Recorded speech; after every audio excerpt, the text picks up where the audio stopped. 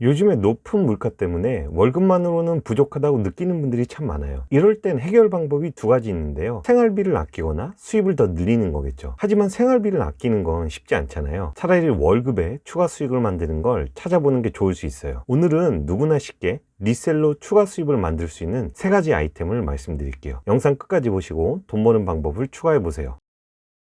안녕하세요. 온라인에서 명품 팔고 있는 메타포입니다. 요즘에 제 주변에도 리셀로 돈 버는 분들이 부쩍 늘어나고 있는데요. 그러면 최근에 들어와서 리셀로 돈 벌고 있는 사람들이 늘어나는 이유는 뭘까요? 이유는 간단한데요. 누구나 쉽고 간단하게 할 수 있기 때문이에요. 간편하게 시작할 수도 있고 또 간편하게 그만둘 수도 있다 보니까 새롭게 뜨고 있는 돈벌이 수단이라고 할 수 있죠. 그리고 무엇보다 리셀로 돈 버는 기본 능력들을 기본적으로 다 가지고 있다 보니까 그래요. 당근마켓이나 중고장터에서 물건을 팔아본 경험들 한 번쯤 있으실 텐데요. 사실 리셀이라는 게 당근마켓에서 물건을 올려 파는 것하고 크게 다르지 않아요. 중고마켓에서는 보통 내가 구매한 가격보다 낮춰서 팔잖아요. 리셀은 내가 구매한 가격보다 좀 더 비싸게 판다고 생각하시면 돼요. 그리고 그 차익이 내가 버는 수익이 되는 거겠죠. 그렇게 하나씩 팔면서 돈을 벌 수 있습니다. 그러면 도대체 구매한 가격보다 돈을 더 남길 수 있는 리셀 아이템에는 뭐가 있을까요? 뭐를 팔아야 돈을 진짜 남기고 팔 수 있는 걸까요? 오늘은 초보자도 쉽게 시작할 수 있는 세 가지 리셀 아이템을 말씀드릴게요. 그 첫 번째는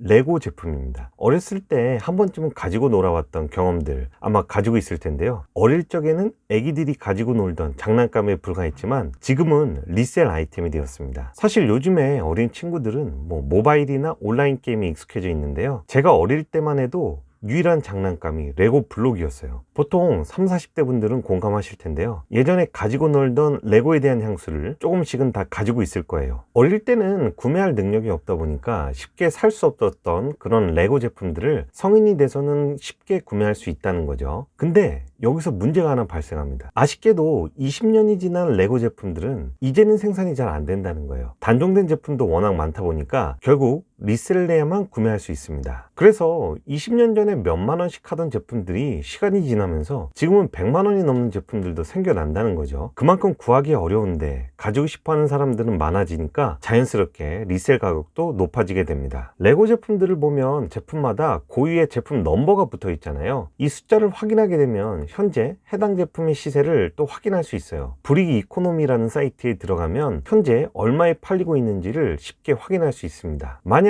오래전에 사두고 방치해둔 레고가 있다면 사이트에 한번 시세를 확인해 보세요. 큰 차익을 남기고 팔 수도 있으니까요. 아니면 시세가 떨어져 있는 제품을 미리 구매해 두고 시세가 상승하는 그런 시기를 노려서 돈을 남기고 파는 방법도 있습니다. 저도 몇 년 전에 구매했던 스타워즈 레고의 시세를 확인해 봤는데요. 아쉽게도 크게 오르지 않았더라고요. 나중에 단종되거나 시세가 오르면 리셀에서 한번 돈을 벌어볼까 생각하고 있습니다. 두 번째 리셀 아이템은 피규어인데요. 피규어 제품들은 구매자들의 로열티가 매우 높은 아이템 중에 하나죠. 구하기 힘든 피규어는 리셀 가격이 원가 대비해서 몇십 배씩 뛰는 제품들도 많이 발생합니다. 특히 피규어 제품들은 캐릭터가 정말 중요하잖아요. 일본 애니메이션의 나루토나 드래곤볼, 귀멸의 칼날, 짱구나 도라에몽 이런 인기 캐릭터들이 다양한 피규어로 탄생돼서 거래된다고 보시면 됩니다. 여기서 중요한 게 유명 캐릭터라고 해서 모든 피규어가 리셀로 돈을 벌 수 있는 건 아니라는 거예요. 예를 들면 동일한 짱구 캐릭터라고 해도 피규어의 제조사가 어딘지, 크기는 어떻게 되는지, 발매 연도는 언제인지 이런 세세한 것들로 인해서 피규어의 시세가 달라진다고 보면 되겠죠. 다시 말해서 피규어 리셀은 정말 많은 공부와 연구가 필요할 수 있어요. 피규어 관련된 네이버 카페나 블로그 등을 항상 들어가서 최근에 많이 거래되고 있는 프리미엄이 많이 붙은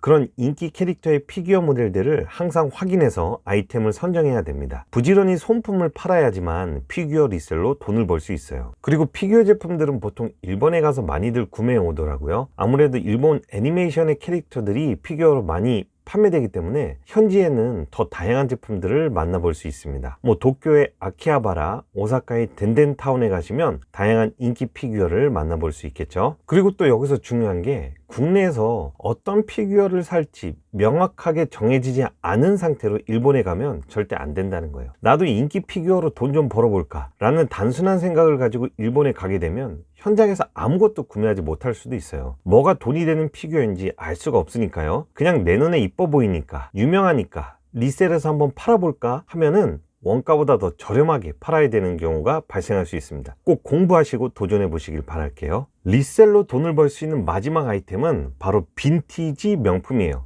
명품 브랜드 중에도 유독 빈티지라는 이름이 붙는 명품들이 존재하는데요. 대충 봐도 20년이나 지나 보이는 색바랜 가죽이나 철진한 디자인, 그런 명품들이 요즘에는 또 인기가 많더라고요. 프라다나 버버리, 샌린느나 펜디, 생로랑이나 루이비통까지 정말 다양한 명품 브랜드가 빈티지스러운 느낌을 살려서 리셀로 비싸게 거래되고 있습니다. 특히 명품의 다양한 카테고리 중에서도 유독 가방 제품들이 빈티지 느낌을 잘 살려내더라고요. 빈티지 명품을 리셀해서 돈을 벌고 싶은 분들은 일단 가방부터 파시는 걸 추천드리고요. 빈티지 명품 가방은 주로 일본에서 많이 수입해서 팔게 되는데요. 8, 90년대의 일본 버블 시대에 명품 소비가 워낙 많았잖아요. 그때 사용하던 상태 좋은 중고 명품들이 거래되고 있다고 보시면 됩니다. 그리고 또 일본은 명품 리사이클 문화가 오래전부터 잘 되어 있었어요. 그러다 보니까 체인점 형태로 잘 관리되고 여러 가지 유통망을 가지고 있다는 거예요. 일본에 가면 상태 좋은 빈티지 명품들을 쉽게 구매할 수 있고요. 이런 걸 팔면 또 돈을 벌 수 있겠죠. 이제 막 빈티지 명품 리셀에 관심이 있으신 분들은요, 일본에 직접 가서 구매해 파는 게 조금 부담스러울 수도 있어요. 이럴 땐 빈티지 명품들을 공급해주는 한국 업체들한테 몇 개만 받아서 한번 팔아보는 것도 좋아요. 물론 구매하는 가격은 일본에서 직접 구매하는 것보다 좀 더 비쌀 수는 있는데요. 그래도 쉽고 간편하게 중고 명품을 공급받을 수 있으니까요. 가볍게 빈티지 명품 한 두세 개를 구매해서 리셀 해보는 것도 한번 추천드립니다. 그리고 요즘에는 빈티지 명품을 판매할 수 있는 사이트도 늘어나고 있어요. 반란의 중고 명품관이나 구고스, 머스트잇, 피레이에서도 중고 명품들을 판매할 수 있습니다. 빈티지 명품들은 새 상품과는 다르게 내가 사용하는 모습을 직접 보여줄 수 있다는 게 가장 큰 장점이 될 수 있어요. 태생 자체가 중고 제품이다 보니까 판매하는 제품을 내가 직접 들고 사진을 찍어도 크게 문제될 게 없다는 거죠. 그래서 보통 중고 빈티지 명품을 잘 파는 분들은 개인 블로그나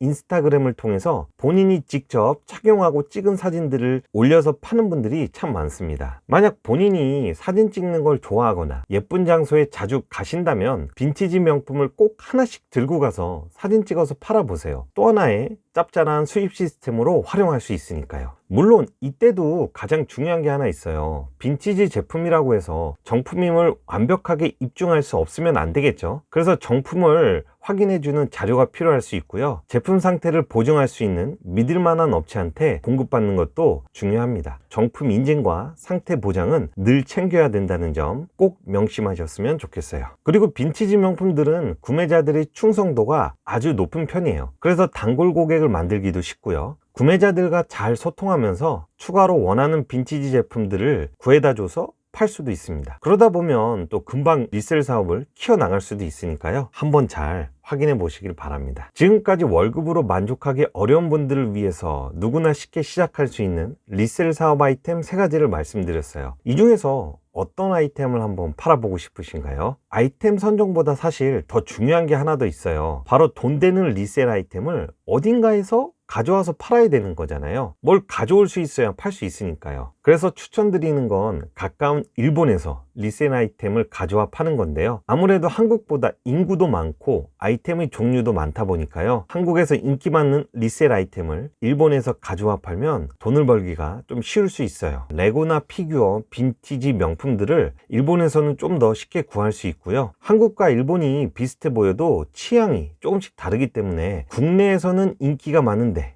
일본에서는 인기가 없어서 쉽게 구할 수 있는 제품도 많고요. 그래서 일단 국내에서 인기가 많은 리셀 아이템을 한번 잘 찾아보시고요. 그 제품들을 일본에서 구할 수 있는지, 어떻게 하면 더 싸게, 더 많이 구매해 올 수 있는지 그 방법들을 찾아가면서 리셀 사업을 시작하면 좋을 것 같습니다. 리셀 아이템을 찾는 방법이나 일본에서 국내로 수입하는 과정이 궁금하신 분들은요. 제가 운영하는 네이버 블로그나 댓글에 남겨둔 영상도 함께 시청해 주세요. 감을 잡는 데 큰 도움을 얻으실 수 있을 겁니다. 그럼 오늘도 영상 시청해 주셔서 감사하고요. 구독과 좋아요는 돈 드는 거 아니니까요. 꼭 좀 부탁드리면서 다음 영상에 또 찾아오도록 하겠습니다. 오늘도 행복한 하루 되세요. 감사합니다.